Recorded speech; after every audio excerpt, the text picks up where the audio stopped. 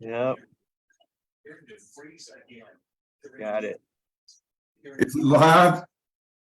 Yeah, you have to click that little thing that pops up. It says "Got it." Really?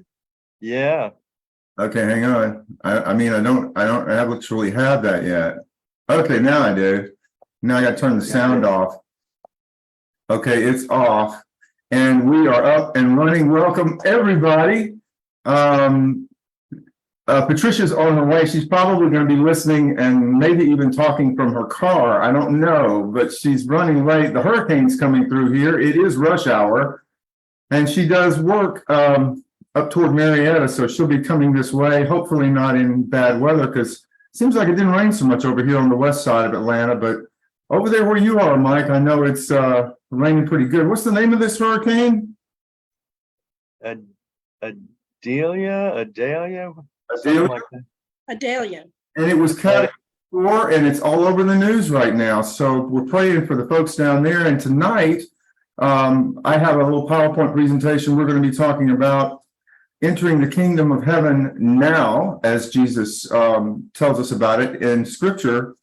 One of the examples, just a verse, and I have a little PowerPoint to show it to you. And no funeral required. Enter at your leisure. You ready? I love it. Love it. Ready or not, here we come. Here comes the share screen. And I'm going to try to do the actual slideshow. So I'm going to click slideshow, then I'm going to move y'all out of the way. Let me move. No, I better click it first. Okay, let's do slideshow. Come on. There we go. And let's do it from the beginning. Good. Yeah. And let's move this to the top. There we go. You should be good to go. Enter the kingdom of heaven now, no funeral required. So what idiot came up with this idea? Oops, I think it was Jesus. So enter now. Tonight, we look at one of 8 sayings of Jesus in Matthew's gospel about entering the kingdom of heaven. Death is not the focus. Afterlife is not the focus. It's about life and faith here and now. It's about entering the kingdom of heaven before you die. What a novel idea. That's the biblical view. Where did ours come from? Could it be Satan? Okay, so here's the verse. It's from what we call the Sermon on the Mount. It's Matthew 5:20. It's one of the first things Jesus says as he sits down to teach the people on a mountainside. He said, "For I tell you, unless your righteousness exceeds that of the scribes and Pharisees, you will never enter the kingdom of heaven." No doubt, if you're like me, you were always taught what that meant is that unless you can be more holy and righteous than the most religious people around you. You have to be more religious and righteous than preachers, popes, priests, gurus, shamans, and the Dalai Lama. You got to be more righteous than all of them, or God will torture you in hell forever for your failure, and you will never see heaven. So, what's wrong with this picture? Ever heard of works righteousness? Hope so. All right, so you can't read that. Let me move this out of the way. It says, you are in it, you can trust it, yet it's still coming. Well, let's get straight what this kingdom of heaven is, if we can. Over on the left, if you'll follow along with me, Jesus does not mean by saying that you can enter heaven that you are not already in it. Biblically, it's present to you and to everybody by the presence of Jesus, who is all in all. By the way, he also created all things, and all things were created in and by and for and through him. So Jesus is viewed as creator in the New Testament.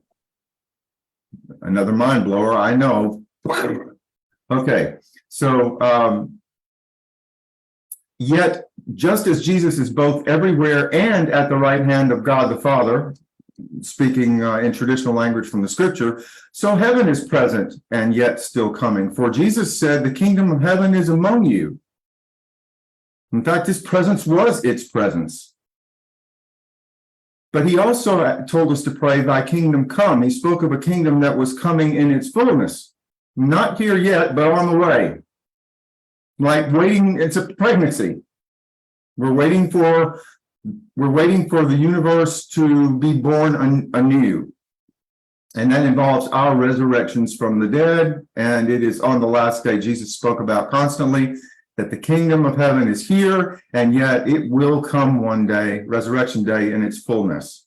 Over on the right, the kingdom of heaven is already eternally here, but it is hidden like yeast in flour, Jesus said, like treasure in a field, Jesus said. It's here and available, and you can choose to enter it, that is, to live in the confidence of its hidden presence. Jesus speaks of discovering, trusting, entering, and participating in something that is here and yet is coming all along, one day to fully come. Okay, that's what some of you may not know if you're watching the recording or whatever, but I did an extensive several years study and wrote a very long book on the kingdom of heaven. I called it Heaven for Skeptics. What I found when I looked at every single instance of afterlife, kingdom of heaven, hell, et cetera, et cetera, et cetera. When I looked at all of that, this is boiling down what I heard the New Testament saying. Trusting, entering, and participating in something that is here, yet also coming all along, one day to come fully. That is the kingdom of heaven. We are invited to enter it now. No funeral required. All right, so there's our verse at the top. For I tell you, unless your righteousness exceeds that of the scribes and Pharisees, you will never enter the kingdom of heaven. So what the scribes and Pharisees are saying is, you can do it. Look to the left. You can do it. To Pharisees and then, and to legalists today, righteousness is achieved by obeying biblical laws, all of the thou shalls and thou shalt nots in the Bible. To be righteous, that is right with God. You got to, be right with God. A lot of people talk about make things right with God as if that's possible. You can't.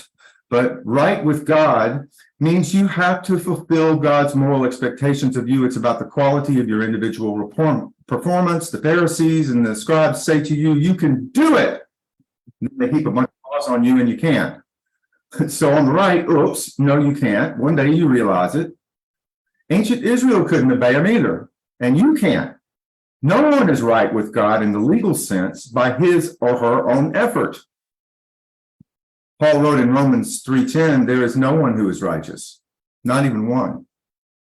And Romans 3:23 says, all have sinned and fall short of the glory of God. I mean, you have to call a meeting for this stuff. I don't know what those pictures are. They were there, and I thought, well, here's the people on the left planning to, they can do it, and here are the people on the right crunching the numbers and saying, uh-oh, we're in trouble. Can't do it. All right. All I have to do is obey God's laws, and she texts back over coffee. Good luck with that.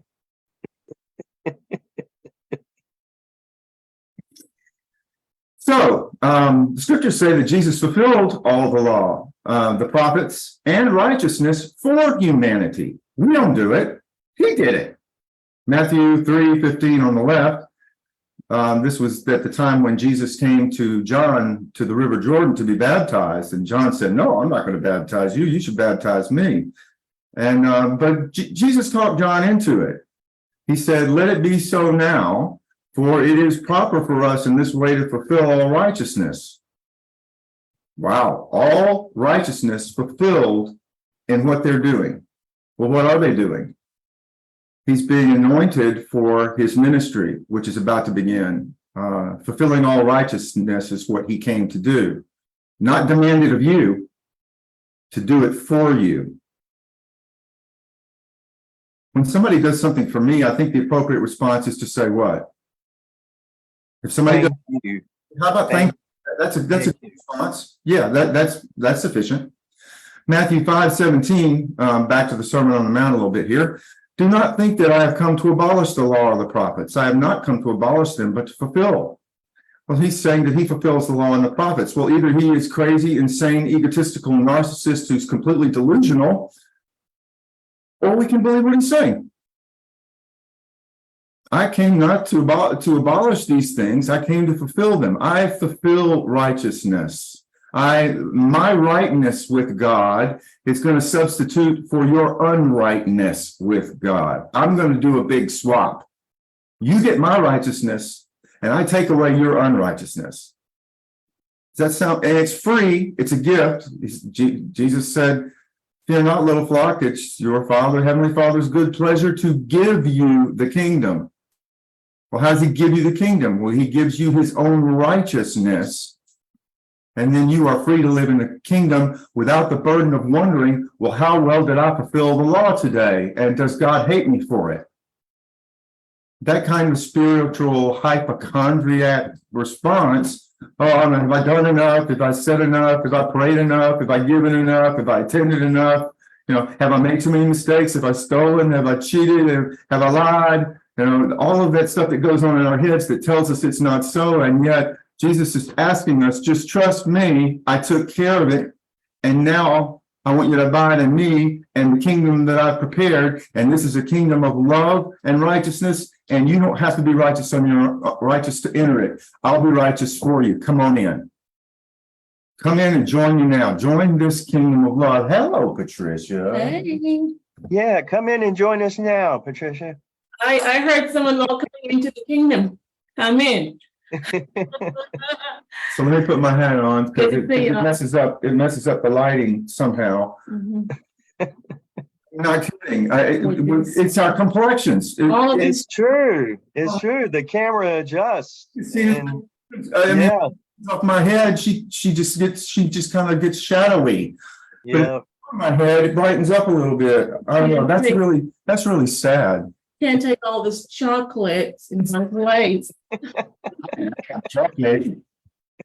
You never know what you're gonna get. I like turtles. I like turtles too. So here's a quote from Paul. God has locked all people. Does that include you? No, you're an exception. No.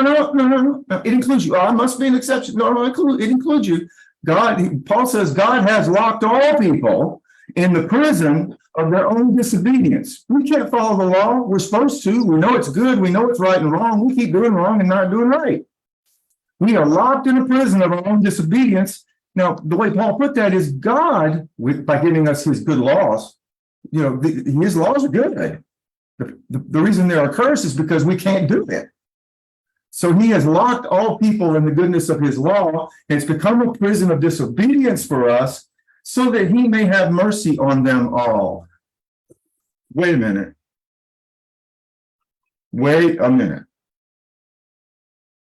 We're imprisoned in our own disobedience. You can't do anything about it. Can't get out of it.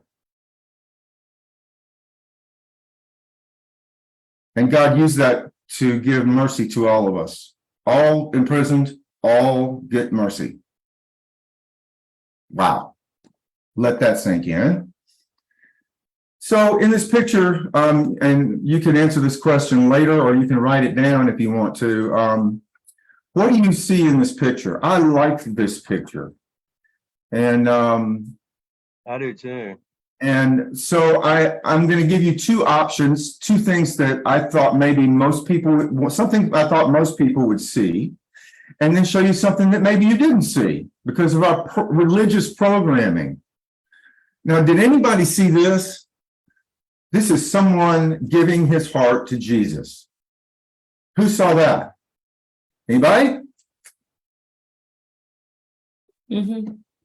But how many of you saw this?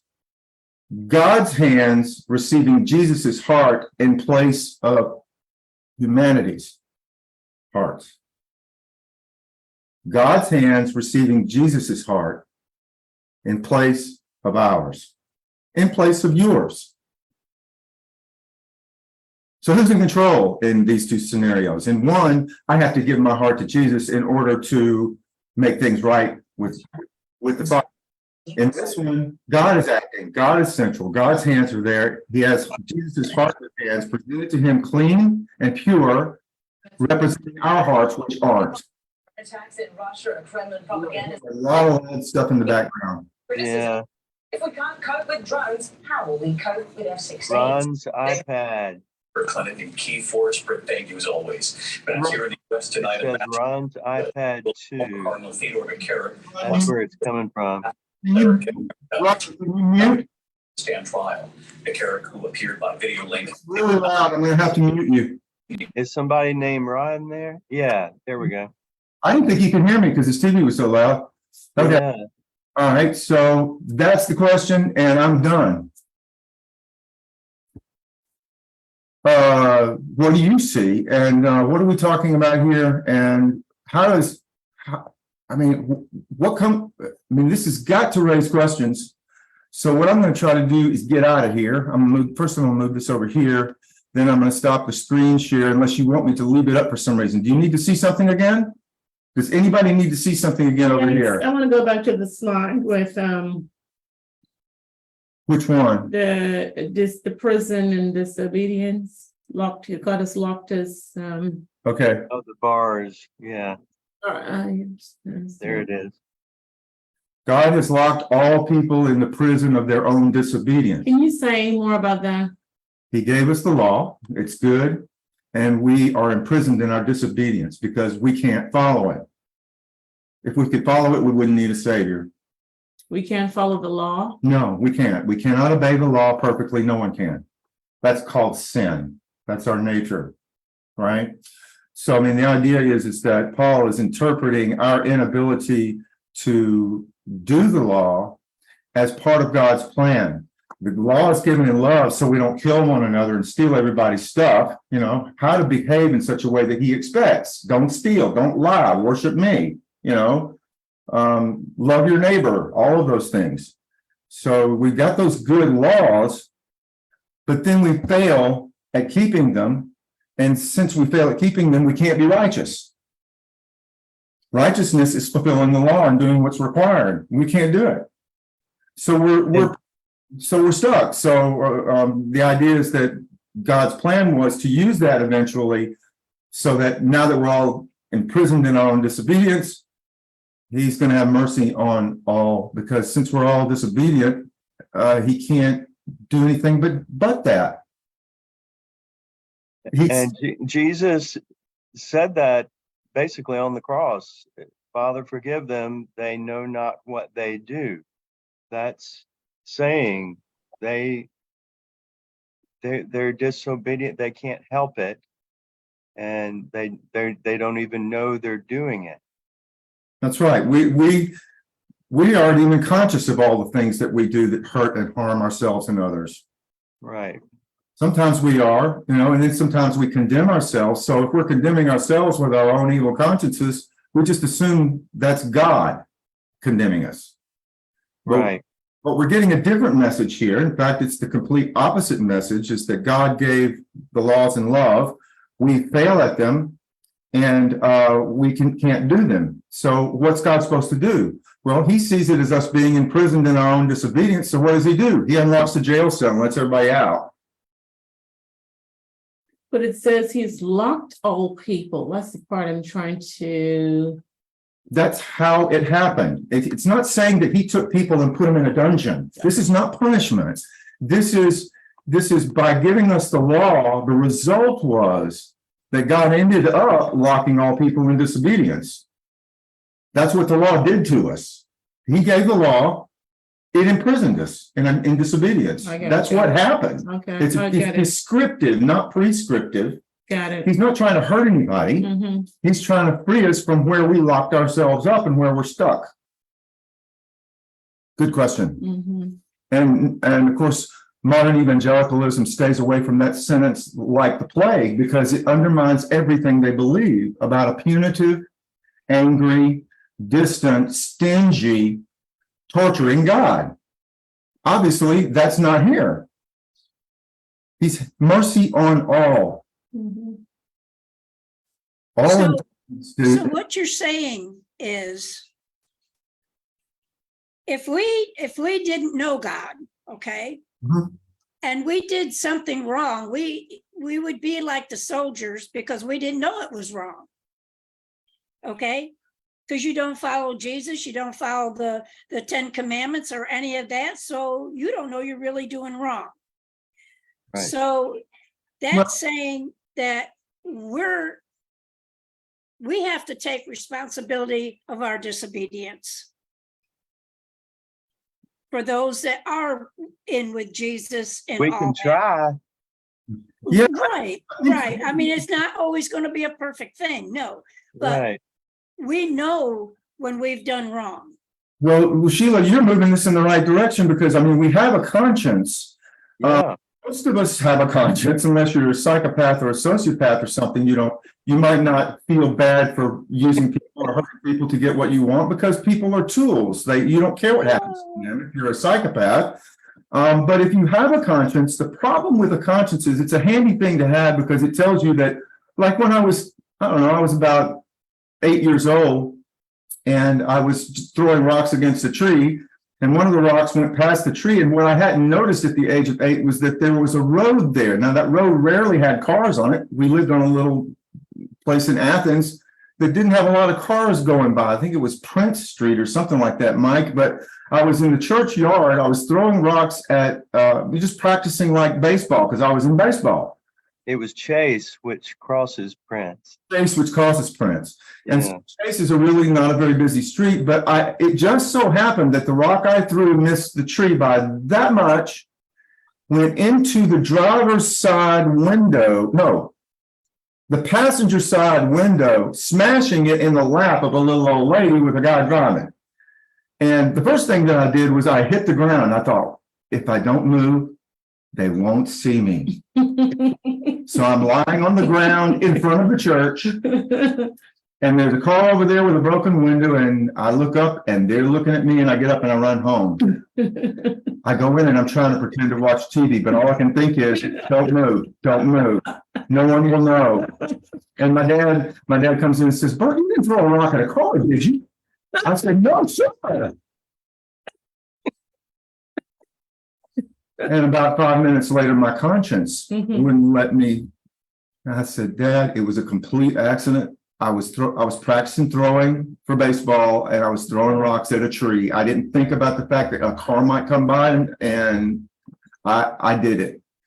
He said, okay, well, you're gonna have to pay for it. I'll let you do it out of, you can mow the lawn or you can do the allowance or whatever. He was a good dad about it. He didn't, he didn't call me stupid or anything or beat me.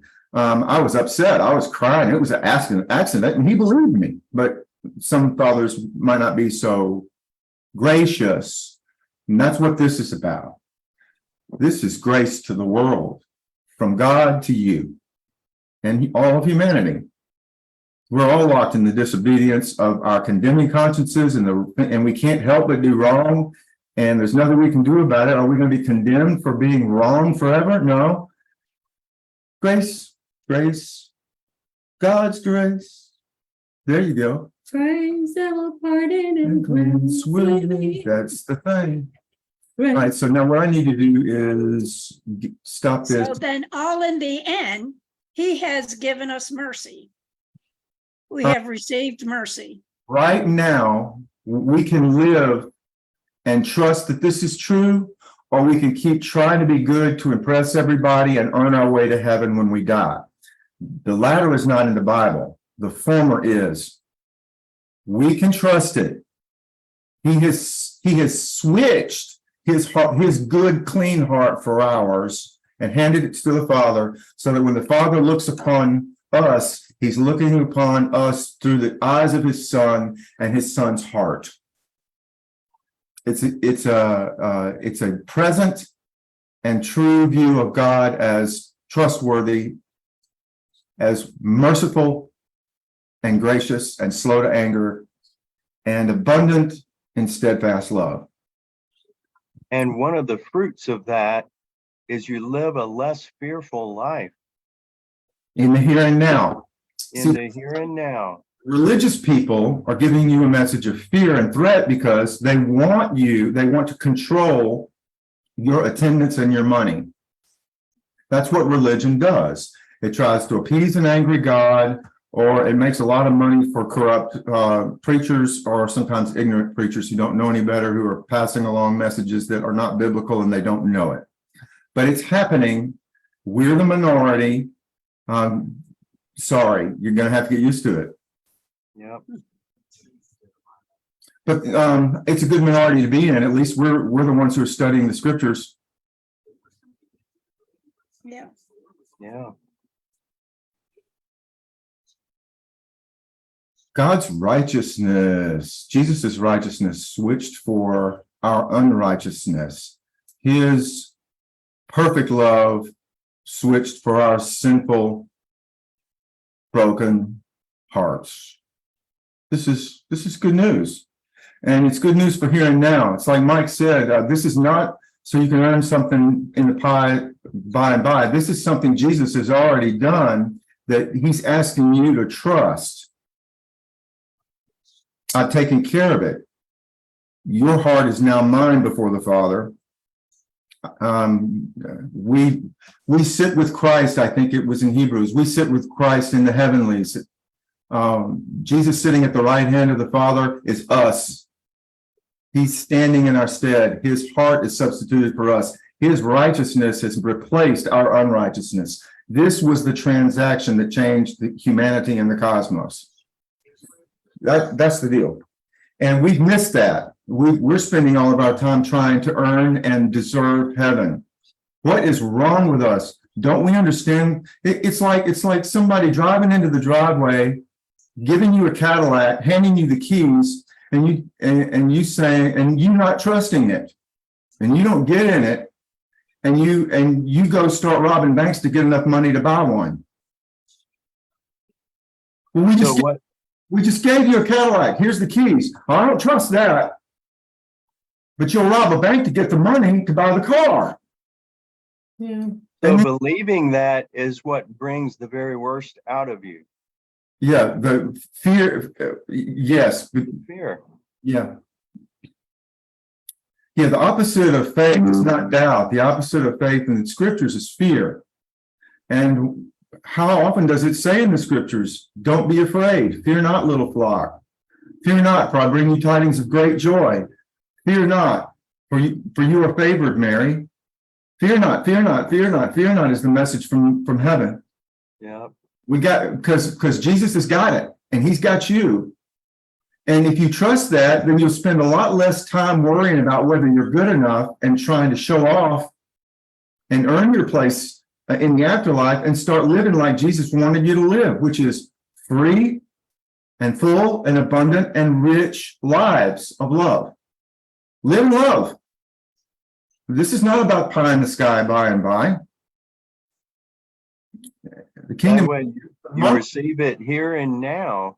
Yeah, I mean, not and already up in it, but by receive, I don't know what you mean exactly, but I mean by trusting that it's true, by seeing with our own eyes that there's another kingdom among us that's kind of hidden and mysterious, and yet in Christ here, that overcomes fear, that overcomes spiritual doubt, that overcomes condemning overactive consciences that will lie to you. Jesus, the New Testament says our consciences can be evil. There's a verse in Hebrews about the evil conscience.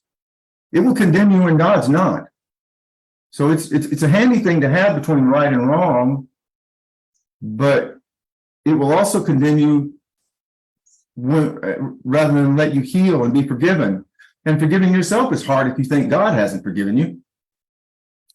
You remind me of the scripture. It says, there's therefore now no condemnation to them who are in Christ Jesus. No condemnation. Who walk not after the flesh, but after the spirit. Mm-hmm. Well, we even turn that into works. So you have to walk after the spirit in order to get. But our conscience, I'm referencing what you said earlier about our conscience plays with us. The example you gave about running away, because your conscience, when you owned up to it, your conscience. And so I think when we sin or just do we do something wrong to somebody that we love or someone we hurt them, our conscience plays this trick on us. well, I don't know if this plays a trick on us. I think because we, Yeah, it's kind of a trick. It's like when a child who's 10 years old finds out that her parents are getting a divorce, and she blames herself. yeah, So she is self-condemned by her own conscience for being responsible for her parents' marriage breaking up. And that is in no way true. And it might take her years of spiritual growth and maybe psychotherapy to try to stop feeling condemned for something she didn't even do. So not only are we guilty of doing stuff and can't help it, but we condemn ourselves when we're not guilty.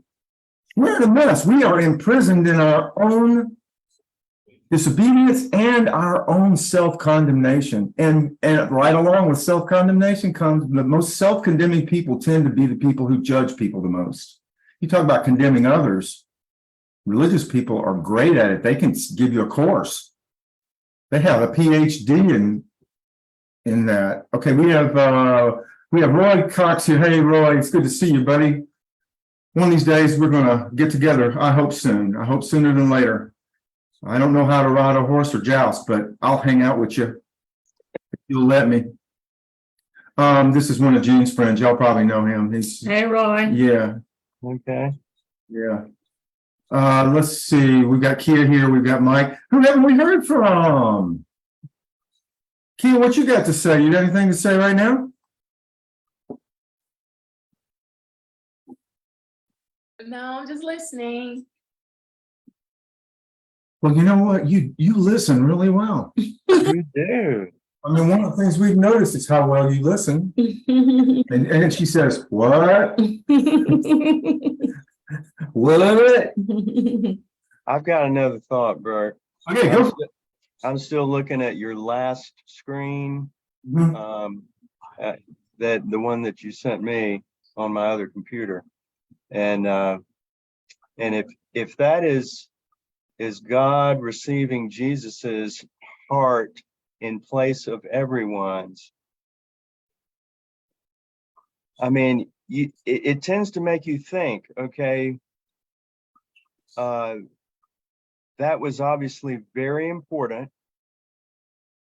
And it was like there needed to be some human here that could have the qualitative, I mean, just all the wherewithal to have a heart like that, in order to connect with God in a way that, you know, That's union.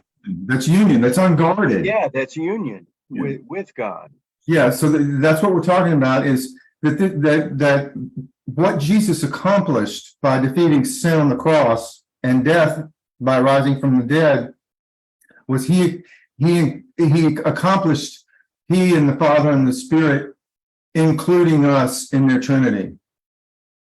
Well, I just thought of a parallel example of that maybe kind of conveys that way of someone kind of carrying the ball, and the others can see it and connect with it in a way that they're going along with it. And that's, I mean, sports are definitely a way that happens. You pick the team you love, and you go in and watch them, and you watch that greatest player on there and see what he does, and it's like you're right there with him. You can do those skills too, right there with him. You see it happening. And it's not only a special someone, it is God in the flesh coming to do this. Yeah. So 100% human and therefore like us, and understands our temptations and our fears and our pain, and has felt and does feel those things, but they do not rule in his heart the way they do in ours. He overcame the temptations. He Right. overcame sin, and he died to all sin with his arms outstretched and nailed to a tree. Right. And that wasn't enough for you. Okay. But I don't know what God could do if you get what I'm saying. I get exactly, and I think I'm saying the same thing as you. But what I'm saying, once you see the great athlete and just respect it and honor it and want to be that and feel like you are that even, To that. it's, especially if they win and you're all celebrating like you did it. I was watching the first baseman for the Rockies last night, and I don't know his name. I'd never seen him before. He's brand new. Uh-huh. He was on first base, and Acuna got a hit. And there he's standing next to Acuna at first base. He's the first baseman. Acuna's on first base from the Braves. And he's smiling in the most unusual way. It's sort of like, I'm on first base with Acuna. Yesterday, I was teaching part-time as a substitute teacher, and I'm on first base with Ronald Acuna, the most valuable player in the National League. Good. Now that's a good picture. Let me give you another picture. Another Brave named Ozuna, Marcell Ozuna, got in trouble last year. I think there was a domestic violence incident. I think he went to court and got convicted. I think he was banned from baseball for a little while. And then he came back and he played for the Braves the first of this season in April, and his batting average was .089. And if you don't know whether that's good or bad, it's very, very bad. 0.089, okay? Yes, it is. And something happened, and on the radio and on the TV and on YouTube, everybody says, get rid of the bum. He's a bum. We're wasting millions of dollars on him. Just trade him. We'll eat the money. Just get him off the team. We'll pay you not to have him on the team anymore. We hate him. We hate Ozuna. Get rid of him. I remember typing back to this guy who messaged me about it. I said, we need Ozuna. And he deserves grace. Give him a chance. And Alex Santhopoulos, I guess, felt the same way. And I don't know what happened, but if you watch right now, there is nobody you would rather have at the plate, including Acuna, who's considered the best in baseball, maybe. I'd rather have Ozuna at the plate right now. He's that good. He is that good. I mean, he blows my mind. He smiled. The team always loved him. Yeah. Always loved him. Snicker seemed to love him. Everybody loved him, but the fans just, they hated him. You know what? I heard a little chant in the fans day before yesterday, or the day before when they were in Atlanta. It was back when they were still in Atlanta. I heard some Atlanta fans cheering when Ozuna came to the plate for the first time I heard it. Ozuna, Ozuna. They were cheering for him. Oh, wow. Ozuna. And I hope that cheer gets louder and louder because he deserves the grace he received in his own heart to move on and be able to smile and say, I'm going to be a better man and I'm going to lick whatever's going on with me here in baseball. And with God's help, I'm going forward. I'm not going to put myself, to failure. I'm not going to lick my wounds. I'm not going to be a victim. I'm not going to feel sorry for myself. I'm going to let God lift me up and I'm going to keep walking forward and I'm going to be a good baseball player to try to help this team. Now that's forgiving yourself. That's realizing that God has forgiven you and that there are going to be people in the world who will never forgive you. There are people who will never forgive you, but there are a lot who will. And I just want Ozuna to know, he's not watching, but if he were, good for you. Congratulations. And I'm glad that you have found what you found. The joy of playing the game without the distraction of your own mistakes, holding you back. And in watching him, we, as people who fall short in skills at baseball, to be able to do that, we can, I feel emotional about it like you do, that it's just a powerful story. I'm sure he was under. Imagine how it felt to be booed every time you walk to the plate. Yeah. Every day, your own city is booing you. I didn't even know that. That's unbelievable. He's incredible. Oh, talk about needing him. We not only need him, I'm not sure we'd be here without him. I agree. It's a great team, but He, he's been amazing. Yeah, Yeah, he's yeah, breaking records. probably guilty of hurting his wife. Yeah, he probably ended up having to get a divorce. I don't know his personal story. I don't care anymore. All I know is I saw one guy in April defeated with food every day, and I see another guy here in August who's the hero of the team that everyone loves. Yeah, that's so powerful. And then I read this article last week that said, Ozuna on the Braves makes them unwatchable. What? He can't forgive him for his off-field mistakes. And he doesn't think it's fair that he's having success now and having fun.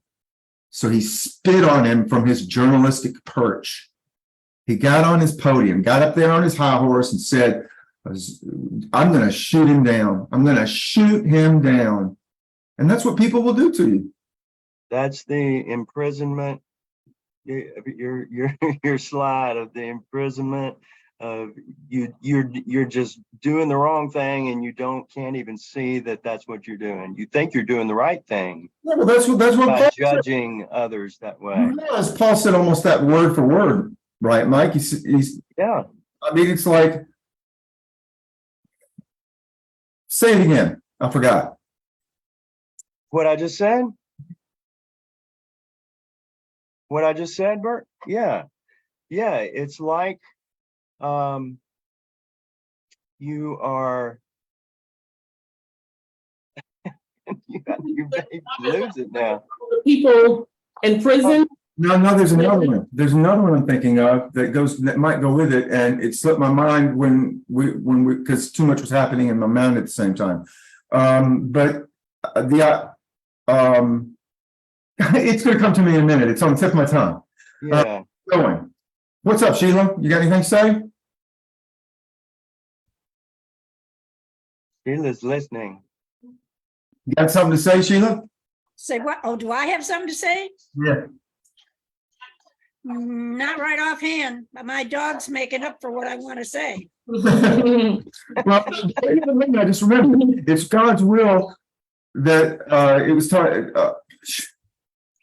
Again. It's come to my tongue 3 times now, and then somebody says something, and the pause kills it. Yeah. That happens to me too. Is it old timers?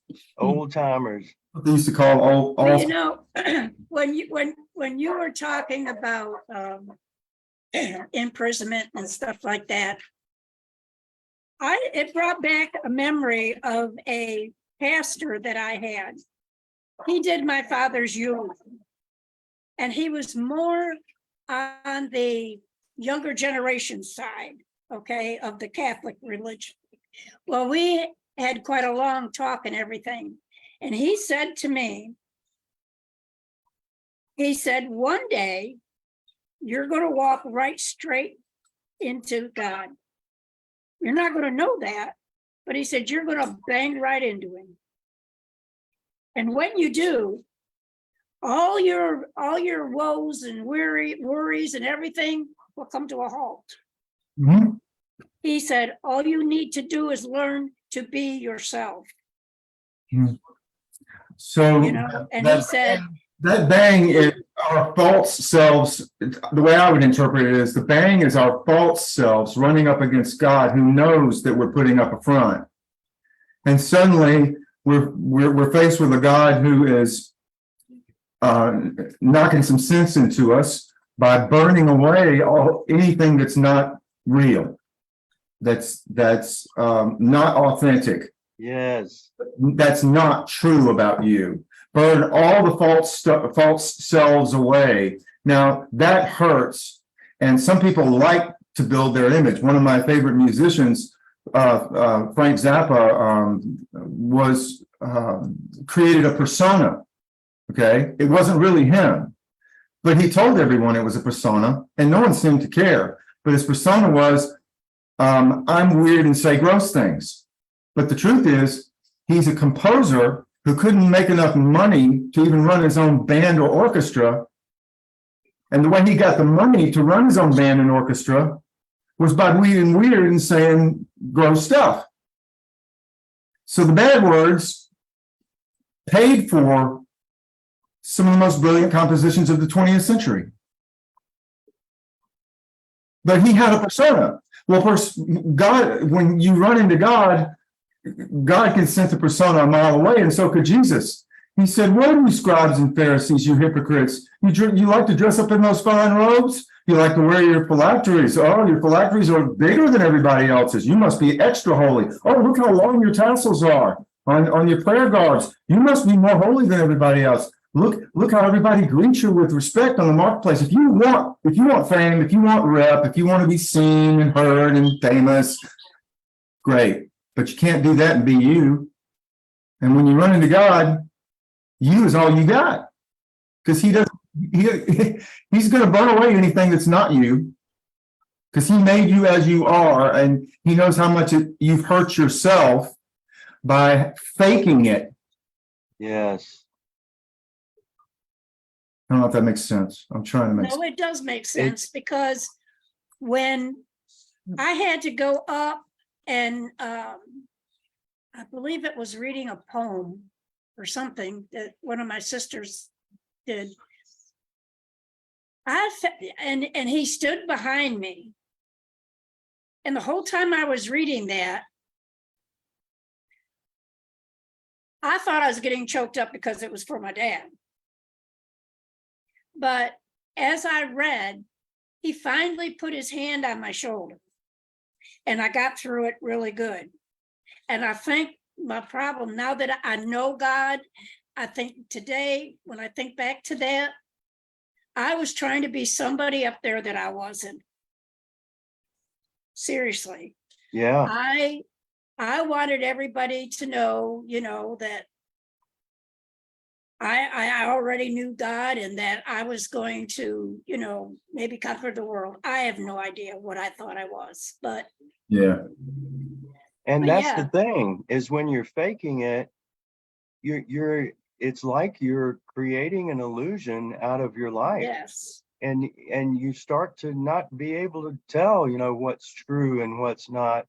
Because Yeah. After you pose and pretend and act for a while, you start it's all a lie. drama. Yeah. yes. That's not good for you. It's not good for your health. I was with a pastor that has deep insight, and he has sort of a discernment about people. And I don't remember where we were, but he looked over at a little boy that I hadn't even noticed. He looked at a little boy and he got quiet and he got sad. And I said, "What's wrong?" He said, "That little boy over there?" I said, "Yeah." He said, "He thinks he's bad." And I looked over and I watched him for a while and I said, "I think you're right. How'd you know that?" He said, "I don't know, but I see it." Wow. When you think you're bad and you're 6 or 4, what does that mean when you're 64? Right. That reminds me of what I heard years back about the difference between shame and guilt. And I think we've talked about this before, maybe on here. But that guilt is when you feel bad because you did a bad thing. And shame is when you feel bad because you think you are a bad thing. Exactly. This kid was shamed to the wall. Now, there had to be a shamer involved for sure. He has to have somebody who is telling him he's bad. But you can tell a kid that they're bad without even using words by the way you treat them. You have to give children protection, but you also have to give them boundaries and you have to give them help. And if you don't get firm boundaries and help and protection, you fall back on your own resources, which means you start acting out. Mm-hmm. Because you need attention of some kind and you don't know how to get it. You don't have the vocabulary or the maturity to understand what you're asking for. You just need some adult to approve you, to say, "You're okay, I got it." And one of the ways you tell a kid that you got it is, here are the boundaries, cross them and you'll be punished. I'm not going to let you go farther than that down the block. I'm not going to let you hit your brother. I'm not going to let you whatever. And once you establish those boundaries, children feel safer. Yep. Those boundaries aren't there. They'll keep doing worse and worse stuff until you notice. Yeah. Now, True. we're not too different from that in our relationship with God. I mean, we want to be noticed. We want to be connected. We yearn for a union that we've never had with a God that we've never seen. And yet it's real. And C.S. Lewis said it may be the most existentially real thing about us is that we yearn for the union with God that we've never had. How can we yearn for something we've never felt? But maybe it's that we've felt it enough to know that it's real, but we ain't got all of it yet, and we want the whole cake. Yeah. And, Yeah. and you'll get the whole cake on Resurrection Day. In the meantime, my grace is sufficient for you. You were imprisoned in your disobedience and in your self-condemnation, and I'm telling you, I took all that to the cross. It's dead, and you're alive. Yeah.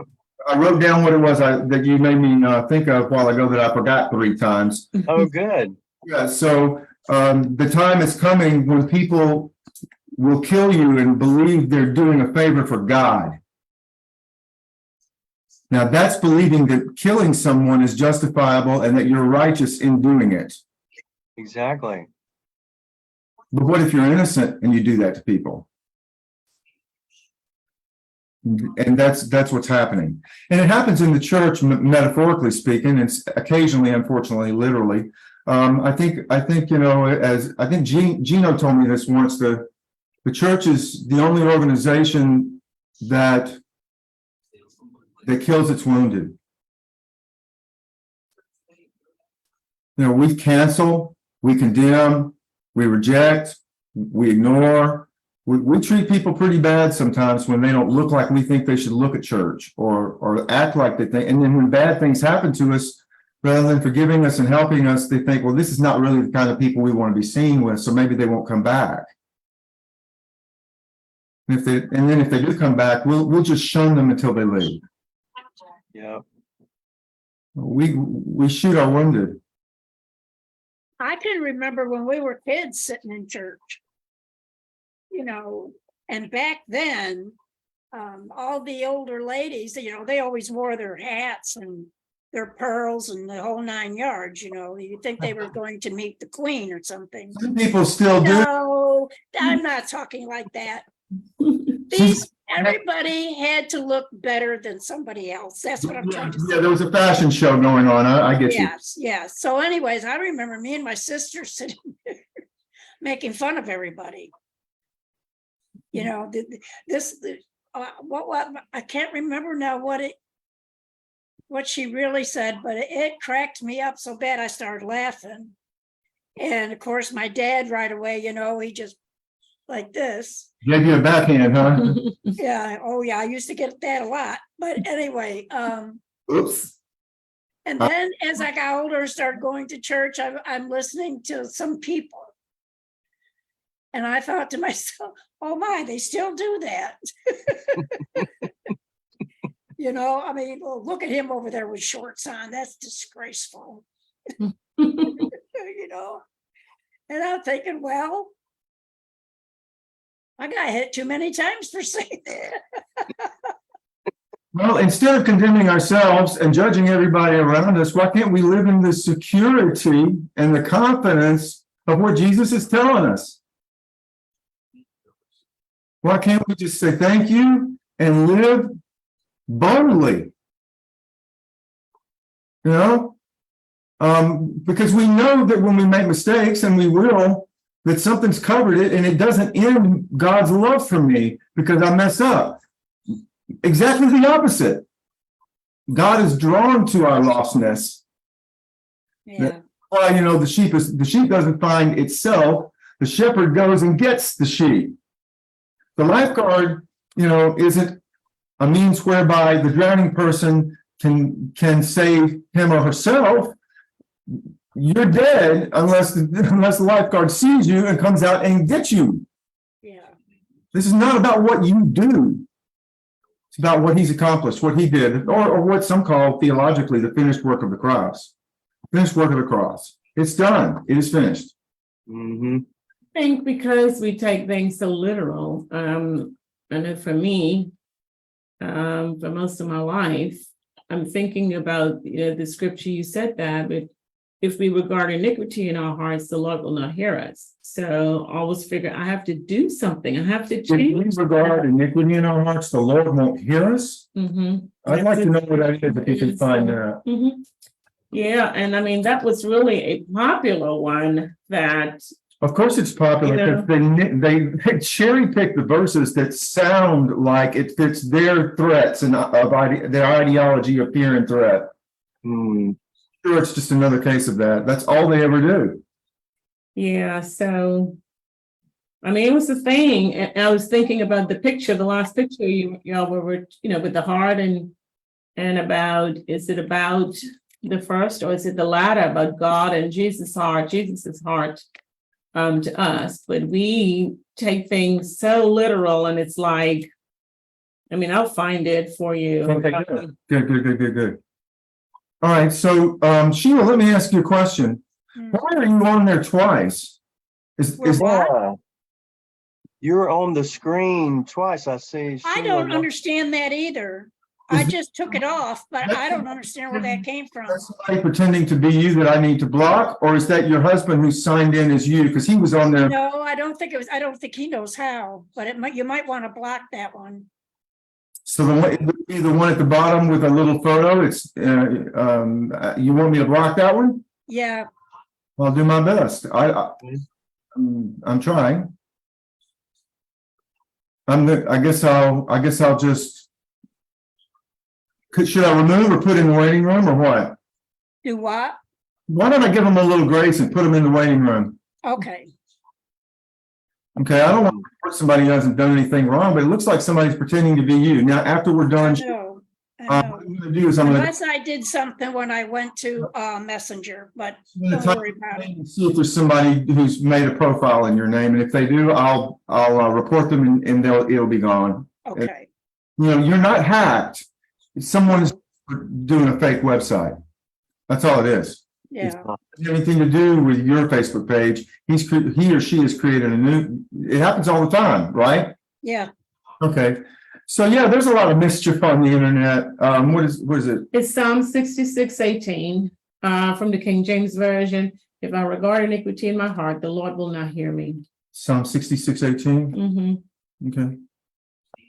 One sec. Hmm. You need to look that one up. That's interesting. Psalm 66:18. Mhm. Well, it's amazing to me how they probably don't know what the rest of the Psalm says, but they pulled that verse out because it suits their ideology. Okay, great. All right, so let's go to I'm in my Bible Works program, which has lots of different versions of English. It also has the Greek. So it's Psalms A. This is going to be interesting. Psalm 66. Mhm.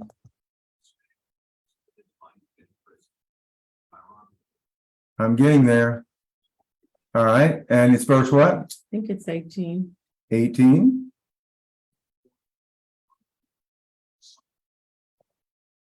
Okay, so if I had cherished iniquity in my heart, the Lord would not have listened. Okay, let's get this in context.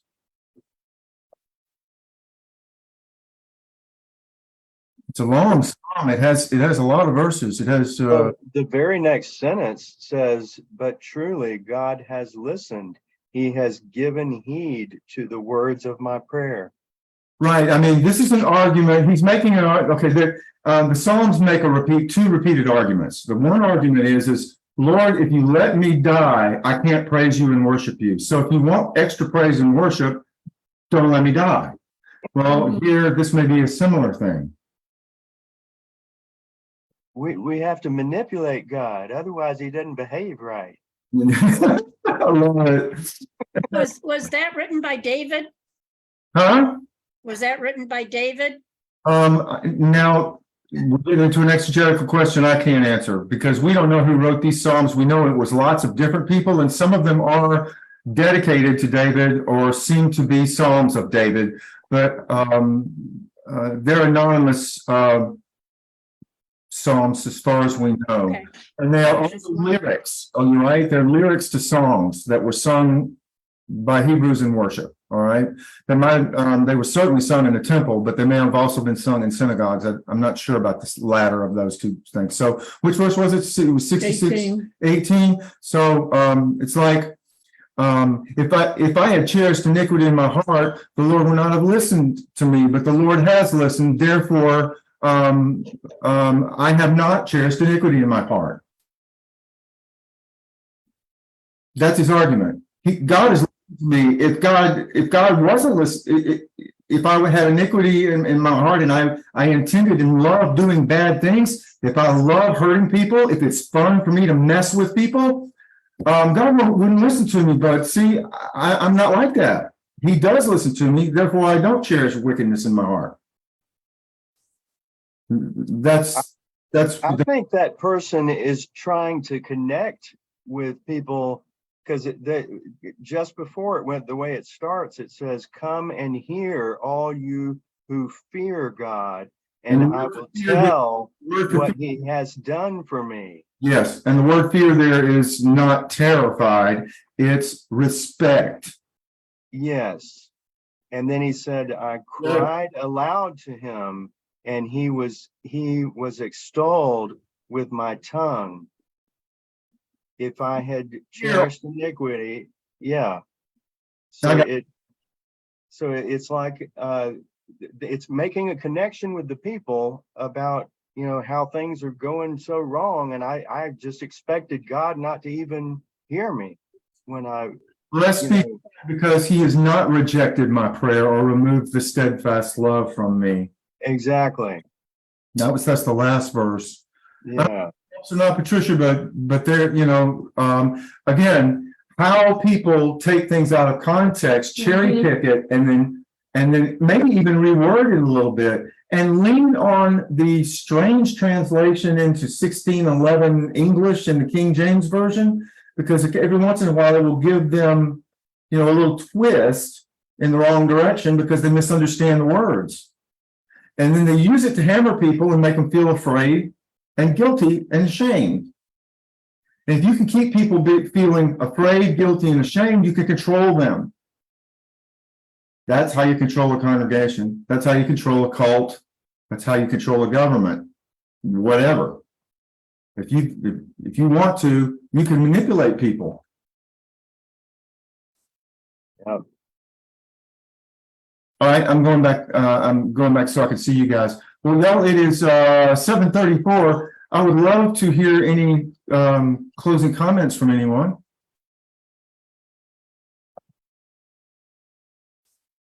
So what about this? Sometimes I'm a little slow, but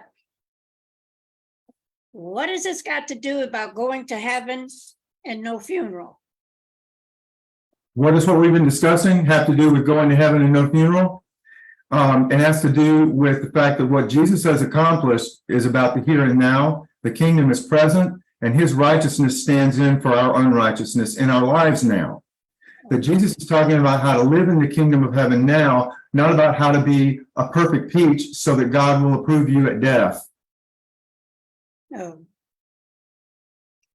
This is about how to be fully who you are, how to forgive yourself, how to have mercy like God has mercy, how to remember not to be judgmental toward others and not to be condemning toward one's own heart, but to trust that the heart of Jesus is what matters and that he's taking care of that. You're not under the scrutiny of condemnation. You're under the umbrella of God's grace. Right. It was set up by the heart of Jesus, handed to the Father pure in your stead. So we're talking about what's been accomplished now and forever in God's kingdom. Now, is it complete yet? No, because sin still means that we mess up. Sin remains in our hearts for our entire human lives in these earthly bodies which die. So yeah, we are going to sin, and yeah, we are going to die. But what we're being told by the scriptures, trust them or not, is that Jesus's heart, perfect heart, Jesus's death, and Jesus's rising from the dead has defeated the only things that will eventually get us, and that is sin and death. Those have been defeated, and we can live in the confidence of that now, rather than worrying about pretending to be more righteous than we really are, putting on a show, because that's what hypocrites do. By the way, the word hypocrite, as Mike has pointed out last week, hypocrite in the Bible, hypokrites, is translated actor. You're acting like somebody you're not, You're acting all righteous when you're not. and then judging others for not Judging others looking as good as you do. when you don't have the right. Yeah, And that's interesting. You don't have the right to judge other people because you ain't right. exactly. Get the log out of your own eye first. Yeah, and set it on fire. Well, Oh, Lord, you know, some people live for their funeral, for what people are gonna say about them at the Yeah, funeral. that's a scary example of It this, is, of but- this, of this spiritual narcissism that pervades our darkened hearts. And that is that we're not living now for the moment for ourselves and others and for God. We are writing in our heads what we hope someone will say Mhm. at our funeral, and therefore we go around and make sure people see us saying and doing certain things because that's what we want people to believe about us, whether they're true or not. Yeah, that's the legacy that they So- want to leave. So we're pretending to be something that we're not, so that people will say things about us that aren't true when we die. What? We're going to pretend to be who we're not, so people will say things that aren't true about us when we die. What an unfulfilled life. Oh, waste. Yeah. Oh, Yeah. man. But you're exactly right. I see a lot of that. I see people living to pad their eulogies. Mhm. How Yeah. sad. Mhm. Or living to avoid torture. Oh God, I've got to avoid torture. You know, and so you get drunk, you have an affair or something, you're feeling mighty guilty, and you're going to church and you don't know what to do, and you're condemning yourself, and the whole thing's a mess. Well, what do? Well, you pretend it didn't happen and you cover it up the best way you can. And then at the funeral, you make sure they don't say anything about it. Mhm. Mhm. People, you know, it's funny because I have respected the pastors who I have known who admit their mistakes. You know, there are a lot of pastors who are recovering alcoholics, right? Yeah, And they'll tell you about it Mhm. because that message of admission of who I am and what one of my sins or problems is humanizes a pastor. You would think, well, how can he be a pastor if he had an affair? Well, seriously? Didn't Peter make a bunch of mistakes? Didn't he lie? Didn't he abandon Jesus? Didn't he forsake him? Denied him, I mean, cut off the fellows. he wasn't cut off and condemned. He was given the keys to the kingdom, as I preached on Sunday. Mhm. Well, wow. Oh, okay. The other thing I love is that Peter was married. And, you know, Roman Catholicism thinks of Peter as being like the first pope. And priests and popes aren't supposed to be married, as you know. And in the scriptures, it clearly says Peter had a wife, a mother-in-law, and his wife traveled with him in his ministry after Jesus died and rose. Well, what do we do with this? He probably was Episcopal. He probably wasn't Roman Catholic. It's stemming from being true. Episcopal priest, not a Roman Catholic. Yeah, he was. The Bible don't say that. Say it. The Bible don't say that. Priests can be married. Well, I know Peter was. Oh. I mean, you know, denominations can make up whatever rules they want. Why do we get so many things wrong is the question. Why do we get so much things, so many stuff, and biblical? I mean, because the theologies, and it's this embedded thing forever and ever, and it goes on for years and years and generation and generation upon generation. It's like, it's just amazing. I mean, I was talking to my colleague today, and we were talking about language and how once you learn that thing is embedded in there, it's hard to teach someone English. They will learn and they will say certain words, and it's just. This is a football. I hear you. Okay, Vince Yeah. Lombardi, I mentioned in a sermon on Sunday, you know, that they played so badly. They got football so wrong that in the locker room after the game, Vince took a football and held it up and said, "This is a football." We're starting over. Well, this is Jesus. We're starting over. Yeah. Let's Jesus of Scripture. Crucified. Let's go with the Jesus of Scripture who is not being taught and taught. It's not being taught and preached. Teached. Let's go back to the gospel. Ain't been teached. Y'all need to start teaching him right. Y'all ain't teaching right. Okay. Yep. I think we're out of time. This has been a great discussion. I enjoyed putting together the little slideshow. Some of those pictures are hilarious and helpful. And next week we're going to do something similar. There are 8 sayings that I found that kind of, to me, are of a piece, and they have to do with entering the kingdom now. That's one of the things Jesus spoke of 8 times, is entering the kingdom now. Entering is what we're focusing on. I may do 1 next week. Maybe I'll do 7, but wherever I'll give you like 15 minutes like I did today, and then we'll discuss. But entering it now while you're alive, it doesn't just say it once, not in the verse that we had for today, but in many verses. I like it. I like it. This is important. It is important. We're hitting something important. I feel it. I do too. Strong. I'm hoping that people are hearing the good news maybe for the first time tonight and just didn't know better. I hope so. So I don't have to walk into church with a halo over my head then? You must have a spiritual gleam in your eye at all times. Yes. Phew, And I'm so work on glad your- because that was getting heavy. White, light. If it's red, that means it's the devil. And your hat brim has to be wider than every other woman's in the room. That's right. And see if you can create an aura behind you for each person that you meet, so that it's just Disapproval, it's something like this. yeah, maybe have some light shining in a certain way on you. I love it. Okay. You can come to my school and I will teach you how to do that, okay? Okay. Okay. The school of shaming with facial expressions. Oh, Lord. All right. We're here. I'll see you next week. Now, this Sunday, worship same time. I think Gene's back this Sunday, but I'm pretty sure Gene is back next Wednesday too. Oh, So, good. Wednesday morning, I'll let you know for sure. I'll make a notice, but Wednesday morning next week at 11 o'clock Eastern, 10 o'clock Central. We will be with Gene Martino Jr. at the Facebook page, Gene Martino Jr. He's amongst all of our friends. You can't miss it. And I will give you the link. Also, as usual, 6:30 right here, 6:30 Eastern for the Owl Rock Wednesday night panel. Thank you, panel. Thank you, Kia, San, if you're there.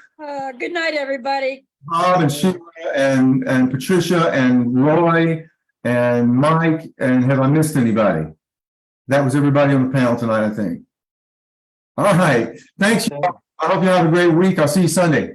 See ya. Thanks, you too. Everybody. It's this Oh, weekend. our anniversary, yes, it's this weekend, and we're going to do some really weird stuff that we're not going to tell you.